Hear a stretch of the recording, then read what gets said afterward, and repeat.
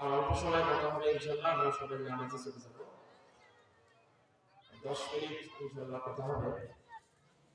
তো বলতেছিলাম যে আল্লাহ রাসূল সাল্লাল্লাহু আলাইহি ওয়াসাল্লামের ঘরের ভিতরে এসে যখন ওমর রাদিয়াল্লাহু আনহু তার এই অবস্থা দেখে তিনি শুয়ে আছে,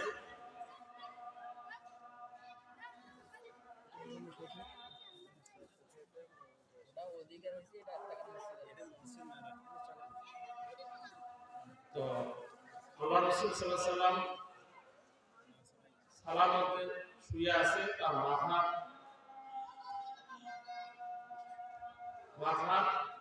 বালিশটা সালাম, এবং তার পাশে জব কিছু রয়েছে এবং চামড়ার একটি ফলের উপরে। এই অবস্থা দেখে ওমর রাদিয়াল্লাহু আনহু তার চোখ থেকে অঝরে অশ্রু বের হতে দিল। তখন রাসূল সাল্লাল্লাহু আলাইহি ওয়াসাল্লাম বললেন, ওমর, তোমাকে কোন বিষয়টা কাঁদাইতেছে? তখন ওমর রাদিয়াল্লাহু আনহু বললেন, আমি কেন কাঁদবো না?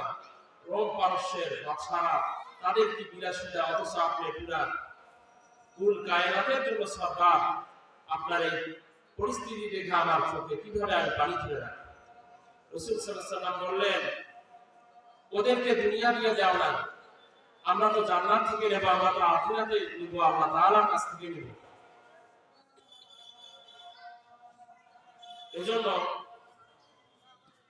এখান থেকে শিক্ষা হলো, দুনিয়ার মোহ আমাকে অন্তর থেকে দূর করতে হবে। আর দুনিয়া জিফাতুন ওয়া তালিবুহা কিনা, দুনিয়া একটা মোরগের ন্যায়। একটা মোরগ, মৃত মোরগ যদি পানির মধ্যে ভেসে যায়, ঠিক তার পিছনে একটা কুকুর দৌড় মারে। আর এই মৃত মোরগের পিছনে একটা কুকুর যেমন দৌড় মারে, ঠিক হইল তো।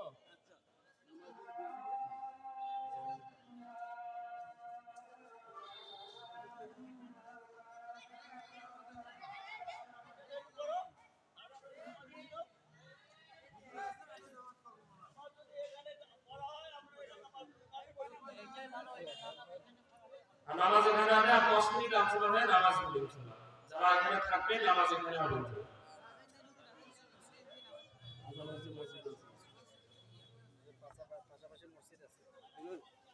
মাগরিবের আজান এখানে হচ্ছে, যদি নামাজ এখানে পড়ান তাহলে ইনশাআল্লাহ আজানটা দিয়া আর মুখে আজান দিয়ে দিবেন, সময় নাই। যদি কেউ নামাজ না স্টেজে যারা থাকা তারা নামাজটা পড়ে নেবে, এই নিচে নামাজ পড়ে আপনি 5 মিনিট বয়ান দিয়ে।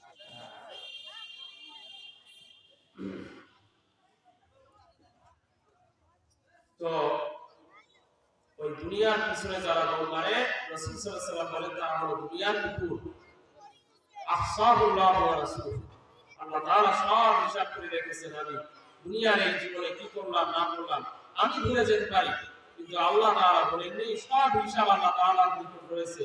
আল্লাহ তাআলা সাতপর্বত জমিনের নিচে যে পিপিলিকাটা আছে সেটাকেও যেমন দেখে, হিমালয়ের পর্বতের উপরে যে পাখিটা আছে সেটাকেও আল্লাহ তাআলা সেভাবে দেখেন। এজন্য আল্লাহ তাআলার কাছে সব হিসাব, আমার জীবনের সব হিসাব রয়েছে। অতএব আল্লাহ তাআলাকে আমি ধোঁকা দিতে পারবো না, আমি নিজেকেই ধোঁকা দিতেছি। এজন্য আমার জীবনকে সুন্দরভাবে গড়াতে হবে, আমার গুনার জন্য তওবা করতে হবে। যদি তওবার মতো তওবা করতে পারি, আল্লাহ তাআলা বলেন, ইল্লা মান তাবা ওয়া আমানা ওয়া আমিলা আমালান সালিহান ফাউলাইকা ইউবাদদিলুল্লাহু সাইয়্যাতিহিম হাসানাত। ও যদি তওবার মতো তওবা করতে পারে, ঈমান আনার মতো ঈমান আনতে পারে, আমলে সালেহ করার মতো সালেহ করতে পারে, ইউবাদদিলুল্লাহু সাইয়্যাতিহিম হাসানাত, ওর সমস্ত ওয়াদামগুলোকে আমি নেকের দ্বারা পরিবর্তন করে দেব।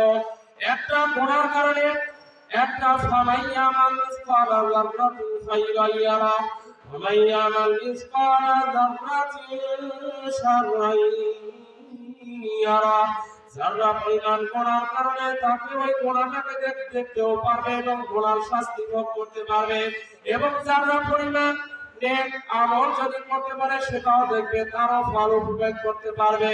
একটা গুনার কারণে যদি জাহান্নামের আগুনের ফয়সালা হয়ে যায়, ওই বান্দা বান্দির কবরে আমার মাওলা ফেরেশতার দ্বারা জাহান্নামের আগুন জ্বালাই দিবে। আর রাউদাতুম মিন রিয়াদিল জান্নাহ ওয়া ফারাতুম মিন ফারাইল নার। কোন বান্দা বান্দির জন্য এই কবরটা জান্নাতের বাগান। আর কোন বেনামাজি নাফরমান বদমাইশের জন্য, শুকর বেনামাজির জন্য ওই কবরটা একটা জাহান্নামের গাড়া হয়ে যাবে। ওই জাহান্নামের আগুন কেমন আগুন আল্লাহ তাআলা নিজেই বর্ণনা দিয়েছেন। জিবরাইল আলাইহিস সালাম যখন আল্লাহ রাসূলের নিকট ওই জাহান্নামের আগুনের বর্ণনা এসে শোনান, জিবরাইল আলাইহিস সালাম অঝরে কান্নাকাটি শুরু করে দিলেন। আল্লাহ রাসূল বলেন, ভাই জিবরাইল তুমি কেন কান্নাকাটি করো? জিবরাইল আলাইহিস সালাম বলেন, হুজুর আমার তো জানা নাই আমার কি অবস্থা হবে। আরেক মানুষের কি অবস্থা হলো? শয়তান তো আল্লাহ তাআলার নিকট প্রাপ্ত ছিল, তার কি অবস্থা হলো? ওই জাহান্নামকে আল্লাহ তাআলা 1000 বছর জ্বালানোর পরে জাহান্নামের আগুনে এমন বের হয়ে গেল। ওই জাহান্নামের আগুন আমার মাওলা বলে আরো 1000 বছর জ্বালা, আরো 1000 বছর ওই জাহান্নামের আগুন জ্বালানোর পরে জাহান্নামের আগুন এখন সাদা বর্ণের হয়ে গেল। আমার মাওলা বলে আরো 1000 বছর পর্যন্ত ওই জাহান্নামকে জ্বালাও, আরো 1000 বছর ওই জাহান্নামকে জ্বালানোর পরে এখন অমাবস্যার রাত্রের মতো হয়ে গেছে কালো বর্ণের। আমার মাওলা ওই জাহান্নামের আগুনের বর্ণনা এখন নিজেই সূরা ফুরকানের মধ্যে দেন। নারুল্লাহিল মুকাদ্দা আল্লাতী তাত্তালিউ আলাল আফিদা। ওই আগুন কেমন আগুন বান্দা বান্দি শুনে রাখো। ওই আগুন শরীরের কোন অঙ্গে লাগার সঙ্গে সঙ্গে বান্দা বান্দির কলিজা পর্যন্ত সালকার হয়ে যাবে। ওই জাহান্নামে পড়ার পরে সুম্মা লা ইয়ামুতু ফিহা ওয়া লা ইয়াহইয়া। বান্দা বান্দি মরবেও না, বাঁচবেও না। জাহান্নামের এক স্তর এত ভয়ানক, এক স্তর রয়েছে ওই জাহান্নামের ওই স্তর থেকে অন্যান্য জাহান্নামের স্তরগুলো পরিত্রাণ চায়। কারণ ওই জাহান্নামের প্রগতি করা তাদের কোনো কিছু করার সঙ্গে সঙ্গে তা অবশিষ্ট থাকে না।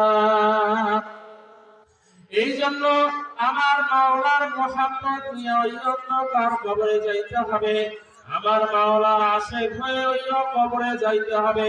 যদি সত্যিকার অর্থে আমি আমার আল্লাহর জন্য ইবাদত বন্দেগি করতে পারি, কুলিল্লা সালাতি ওয়া নুসুকি ওয়া মাহইয়ায়া ওয়া মামাতি লিল্লাহি রাব্বিল আলামিন।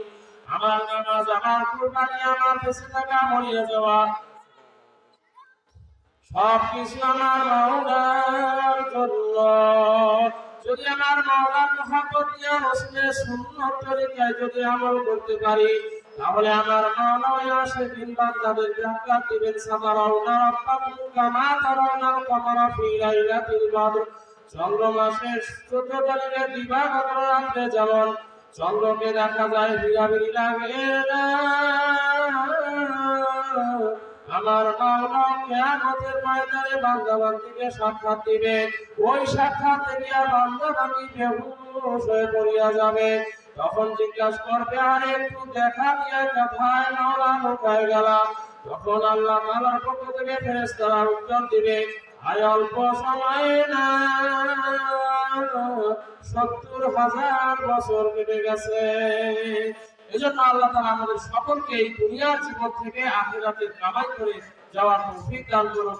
আল্লাহ তাআলা খাস বান্দা ভাই রাসূলের খাঁটি উম্মত হয়ে এই দুনিয়া ছেড়ে যাওয়ার তৌফিক দান করুন সকলকে। ওয়া আখিরু দাওয়ানা আলহামদুলিল্লাহি রাব্বিল আলামিন।